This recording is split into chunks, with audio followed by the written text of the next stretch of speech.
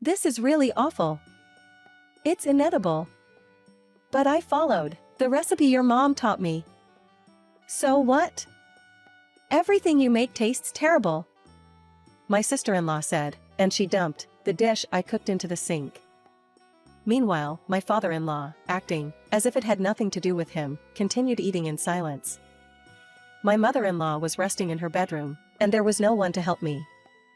I cleaned up the dish my sister-in-law had thrown into the sink, while wishing that my husband would return from his business trip soon. My name is Jenna, and I'm a 24-year-old housewife. I met my husband, Levi, when we were working at the same company. We dated for a year before getting married, and I quit my job after we got married. We've been married for almost 3 years now.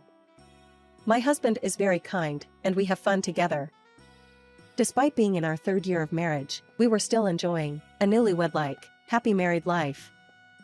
However, one day we received a call from my father-in-law, saying that my mother-in-law had collapsed. My husband and I rushed to the hospital. My mother-in-law lay weakly in bed, with numerous tubes connected to her. The doctor informed us that she would need care at home after her discharge, and the news of my mother-in-law, who has been healthy till now, falling ill hit us hard. We immediately went to my in-laws' house and started discussing the future. What we discussed was who would take care of my mother-in-law. My sister-in-law has been living with my parents-in-law, so I assumed she would take care of her mother. However, my sister-in-law firmly refused. I'm not going to be her caregiver. My father-in-law has left all the housework to my mother-in-law, so he seemed to have already decided that caregiving was not his responsibility.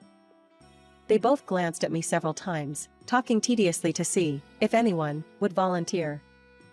I was fed up with this conversation, so I decided to volunteer myself and said, "Then I'll do it."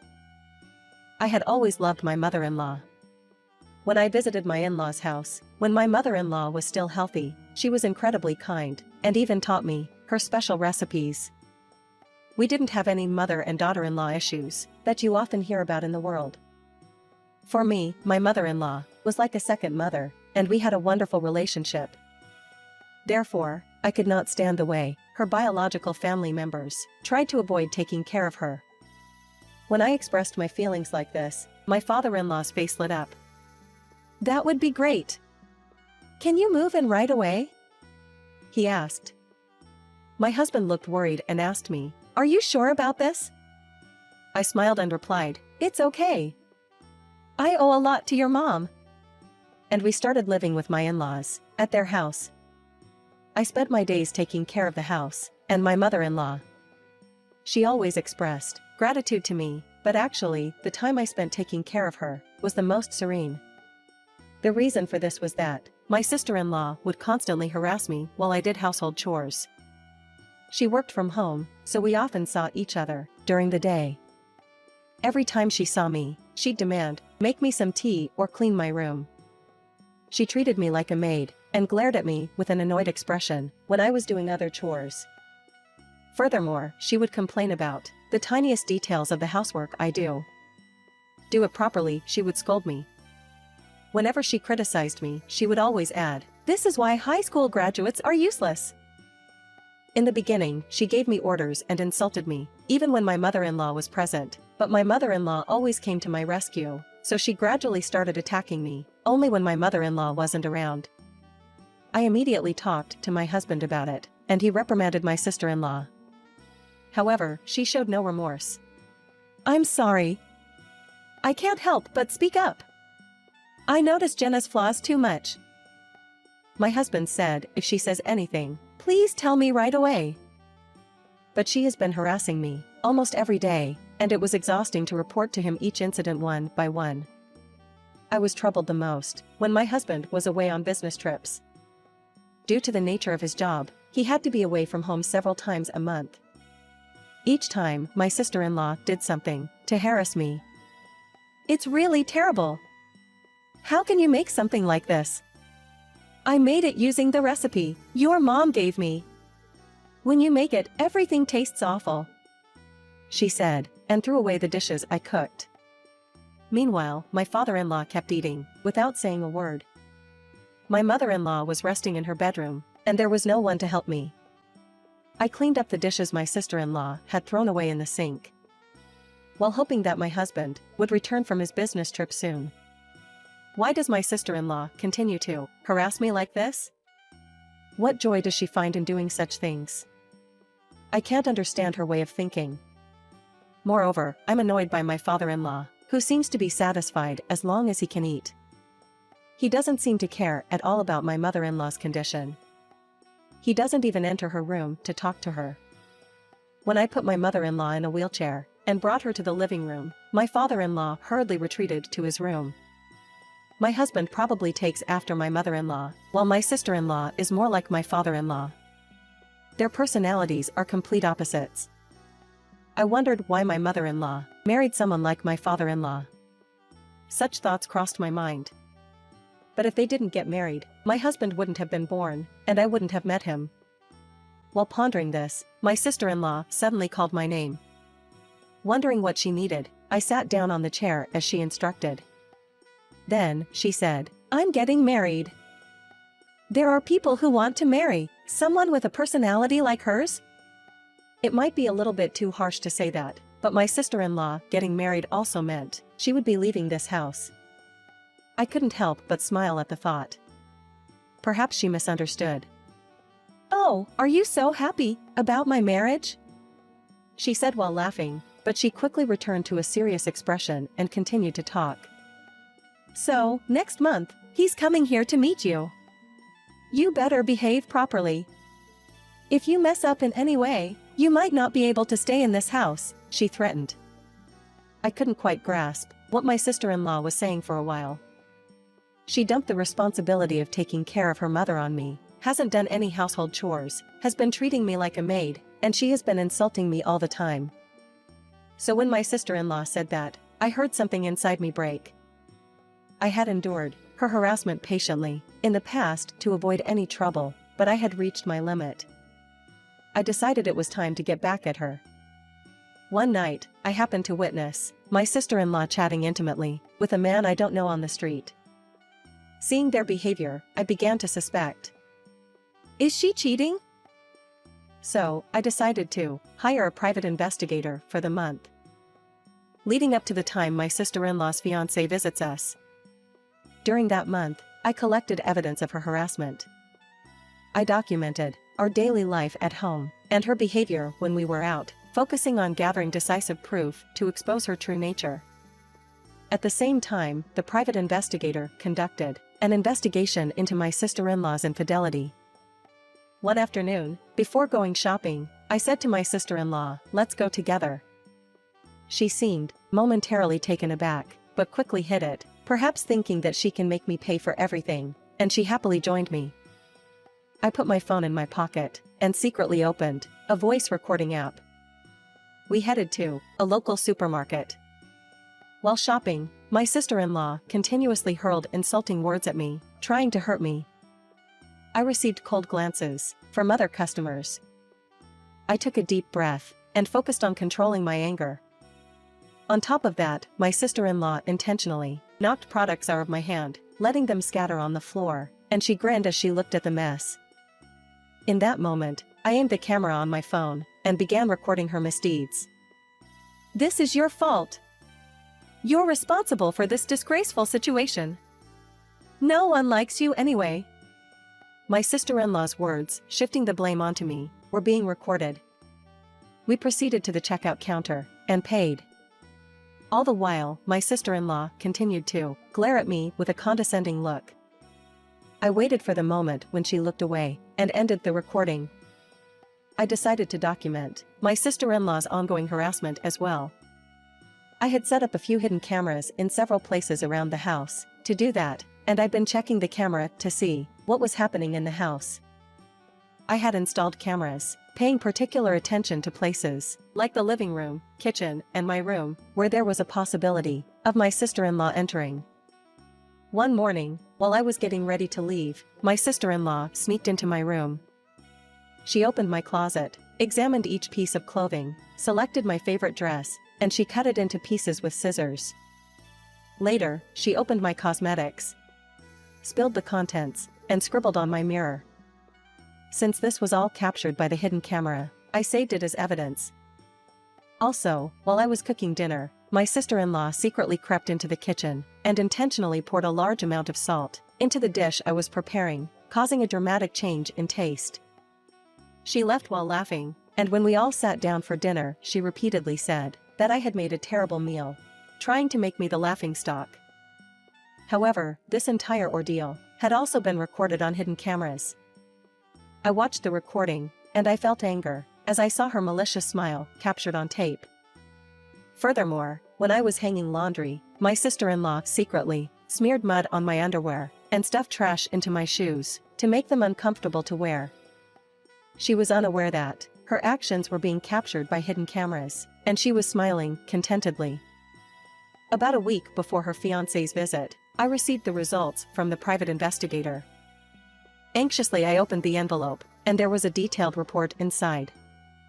The report contained a record of my sister-in-law's actions in chronological order, and there was an astonishing fact in it. There were pages with photos attached showing my sister-in-law and her lover kissing in a car, and the shots capturing that moment were shocking.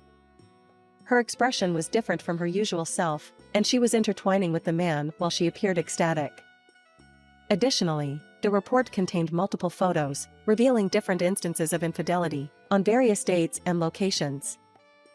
The report also included a clear photo of my sister-in-law and her lover entering a hotel holding hands. From these pictures, I was convinced that they have an intimate relationship. In addition, we found out with the investigation that they have been meeting regularly, and they started the relationship over a few months ago. On top of that, there were records of calls and emails exchanged between her and her affair partner. These messages contained vivid expressions of affection between them, making it clear that my sister-in-law was betraying her fiancé.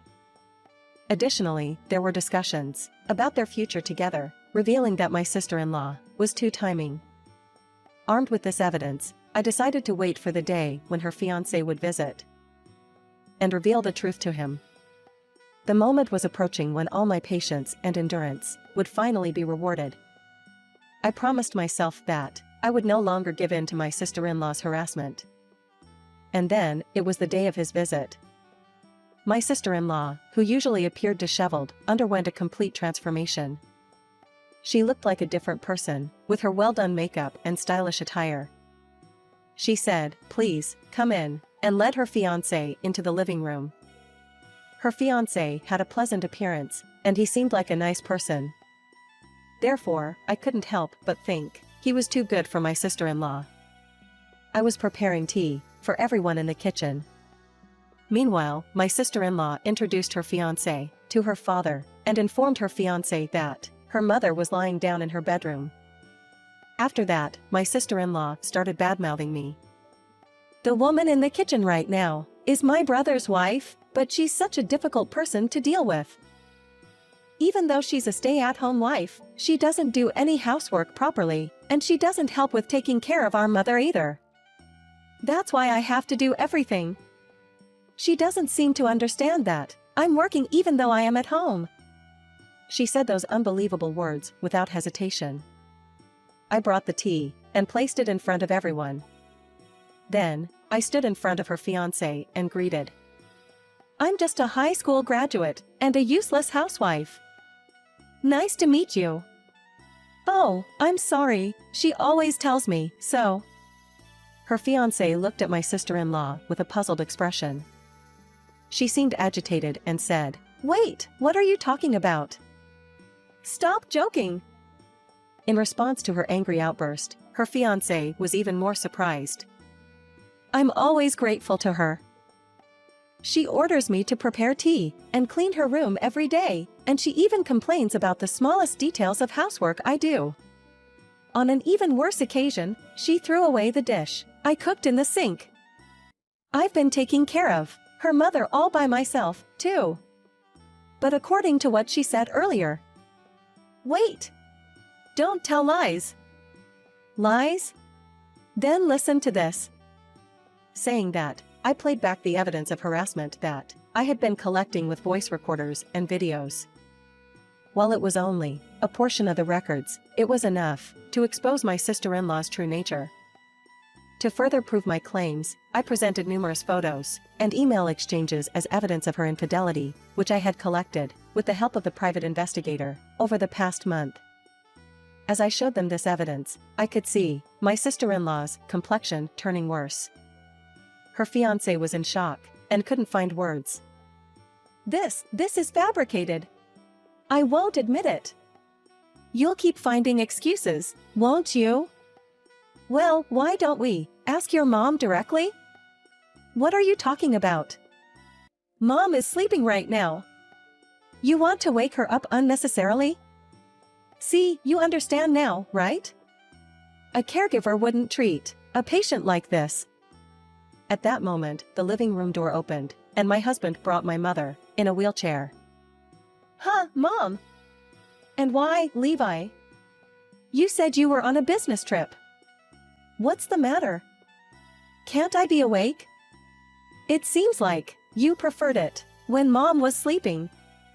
I had told my sister-in-law that my husband was still away on a business trip, but in reality, he was secretly waiting in my mother-in-law's bedroom. Together with my husband, we had been making a plan to expose my sister-in-law's true nature. Mom, who always takes care of you? My husband asked. Of course, it's Jenna.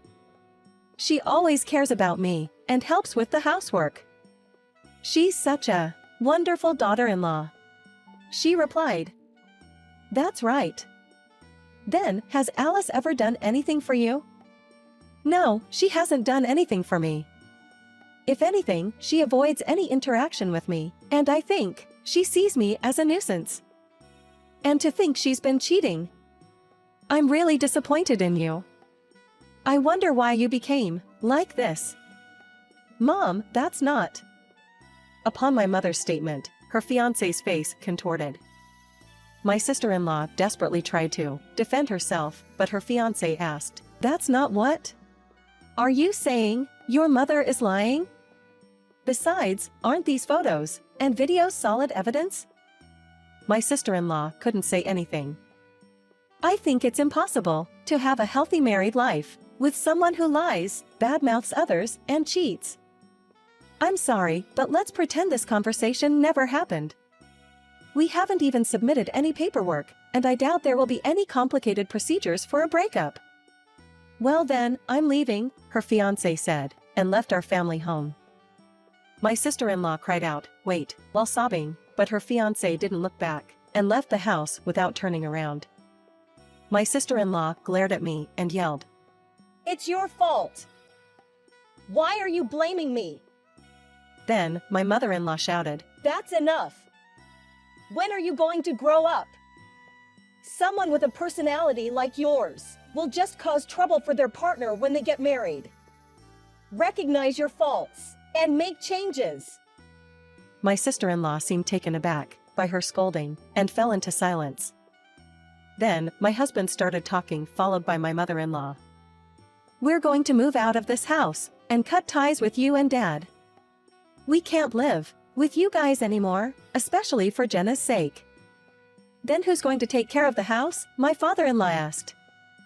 Just when I thought you finally spoke up, you're still only thinking about yourself. You two will have to figure it out. I'm leaving too. I've decided to live in a care facility. I don't want to be with people who are indifferent at the last moment of my life. Give me a divorce, my mother-in-law said, presenting the divorce papers to my father-in-law. I'll cover the expenses for Mom's care facility. So, Mom, Dad, you are strangers now. What? For the first time, my father-in-law realized his foolishness, but it was already too late. Since my mother-in-law refused to listen to him, my father-in-law reluctantly signed the divorce papers. After that, we left the family home and moved to an apartment near the care facility, where my mother-in-law would stay. Nowadays, I occasionally visit my mother-in-law during the day, and we have enjoyable conversations. My mother-in-law seems to have made friends in the facility, and seems much happier than when she was at her house. We haven't told my father-in-law and sister-in-law which care facility she's in, so she has been living peacefully, without any unexpected visits. By the way, neither my father-in-law or sister-in-law can handle household chores, so their house is in disarray, and apparently, they argue every day. I heard this from a neighbor near the family home. Both of them have selfish personalities, so clashes were inevitable. My father-in-law has been feeling very uncomfortable at work because people started talking about the story behind his daughter's and her fiancé's breakup and the mistreatment they inflicted on me. He had always been the type of person who was all talk and incompetent. So he was relegated to a quiet position, struggling with the consequences of his own actions. It seemed like my sister-in-law was planning to marry her affair partner. We found it out afterward, but her affair partner had been dating her without knowing she was two-timing him. We were able to prevent her affair partner from marrying her by telling him that she was in a relationship with him while engaged with somebody else, and also by showing him the evidence of my sister-in-law's harassment towards me through a private investigator. My sister-in-law has called me and sent me angry emails so many times, thinking that I had something to do with her affair partner suddenly dumping her, but I didn't respond to any of them because she brought it all upon herself. On the other hand, my husband and I have a child now, and my mother-in-law is delighted to spend time with her grandchild. My husband seems happy to be able to make his mother happy. I'm going to continue enjoying happy days as a family with my mother-in-law, my husband, and our newborn child.